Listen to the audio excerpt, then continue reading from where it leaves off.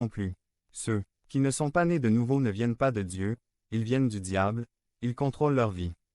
Mais cela n'enlève pas la responsabilité de leurs actes, puisque ce sont eux qui ont choisi de suivre le prince de ce monde. Éphésiens 2. 2. Et Dieu les a livrés aux convoitises de leur cœur. Romains 1. 24 à 32. 1. Mauvaise concupiscence. Désirs qui viennent de l'esprit et sont contraires à la loi de Dieu. Les mauvais désirs de l'esprit sont ceux qui poussent un homme ou une femme à faire la mauvaise chose. Le péché. C'est pourquoi il est si important que nous soyons remplis de l'esprit, pour contrôler les mauvais désirs de la chair. 2. Tentation. La concupiscence est le même agi pour tenter. Attraction. Comment une victime est attirée avec un appât afin de l'attraper. Le diable ou la chair tentera d'attirer la victime pour qu'elle tombe dans le péché. Même si Dieu n'en voit pas la tentation, celle-ci est d'une certaine manière permise par celui qui, au milieu du problème, nous donne une issue pour que nous puissions vaincre le péché. Corinthiens 10. 13. Séduction. Tromperie. Le mot séduction a une connotation de tromperie. La concupiscence trompera l'individu afin de lui faire le mal. 3. Conception. Santiago compare cette étape du péché à celle de la gestation ou du développement de l'enfant dans le ventre de sa mère. La conception est le moment où l'enfant commence à se former ou à prendre vie dans le ventre de sa mère. Une fois ce processus commencé, si l'enfant n'est pas avorté, il naîtra bientôt comme le fruit de cette graine implantée dans le ventre de la mère.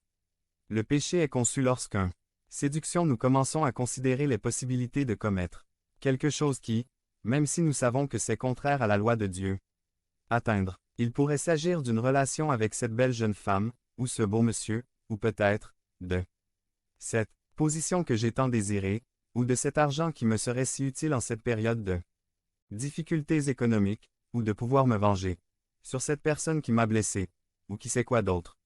2. Tromperie. Une fois que nous faisons de la place à ces pensées dans notre esprit et y accédons. 3. Conception. Nous commettons le péché. Le péché a été conçu. Il est intéressant de savoir que même si ce processus de tentation-séduction, attraction a commencé en nous, il existe encore la possibilité de ne pas commettre le péché. Conception. Le péché peut être évité avant d'être conçu. Si la personne se rend compte qu'elle est en train de commettre un péché, elle peut se repentir, changer d'avis, demander pardon et renoncer à sa tentative. Le péché une fois conçu, tout comme un enfant dans le ventre de sa mère, naîtra. Et tout, comme dans le cas naturel de l'attirance entre un homme et une femme, plus le temps passe, plus il sera difficile d'éviter l'union qui entraînera la grossesse. Il y a des péchés qui mettent plus de temps que d'autres à se développer et à être conçus. Certains ne prennent que quelques minutes à concevoir ou à s'engager, tandis que d'autres peuvent prendre des jours ou des semaines.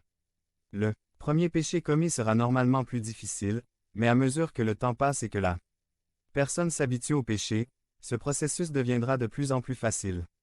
La personne peut devenir celle qui pratique le péché. Une telle personne n'est pas de Dieu selon Jean 3. 8, puisqu'elle est devenue membre de la chaîne et AIDENOUS a propagé la parole de Dieu à travers le monde. Samedi 16 mars 2024.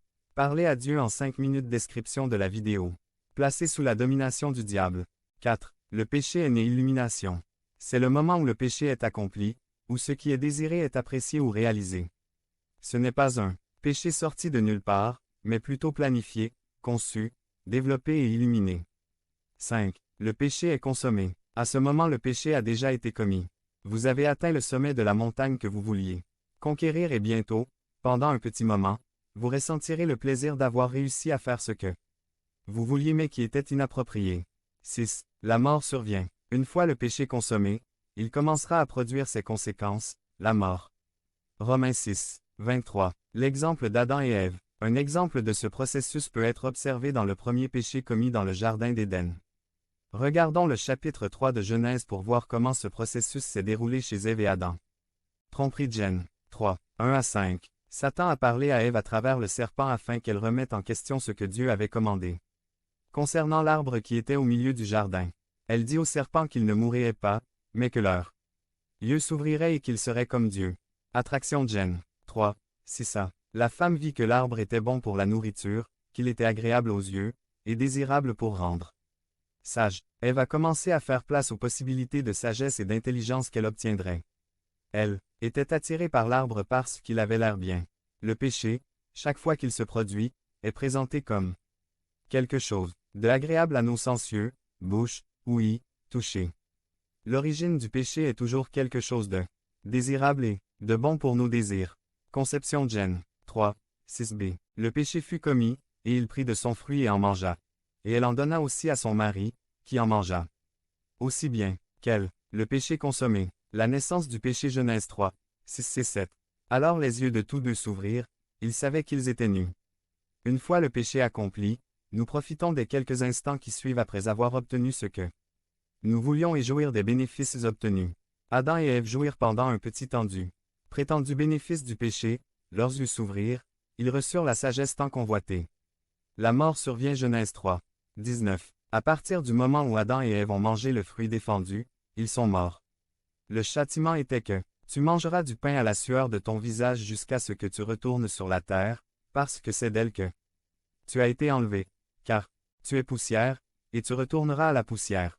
La mort n'existait pas jusqu'à cette époque, mais à cause du péché, elle est maintenant devenue membre de la chaîne et AIDENOUS a propagé la parole de Dieu à travers le monde. Samedi 16 mars 2024. Si vous croyez en la puissance de Dieu, les commentaires 11. La mort spirituelle et physique est la conséquence du péché. Conclusion. Nous avons certainement pu voir comment les paroles de Jacques peuvent clairement s'appliquer à tout péché. Car le péché n'est pas un simple fait, c'est un processus. Que Dieu nous aide à comprendre le pouvoir destructeur du péché dans nos vies et à avoir confiance en Dieu pour pouvoir surmonter les tentations qui nous sont présentées quotidiennement. La Bible dit que le péché est en celui qui sait faire le bien et ne le fait pas. Jacques 4, 17. Celui qui ne fait pas le bien est dans la désobéissance et donc dans le péché. Il a été tenté de désobéir et a cédé à la tentation. La bonne chose est de ne pas laisser de place au diable, à la chair et à la tentation. C'est nous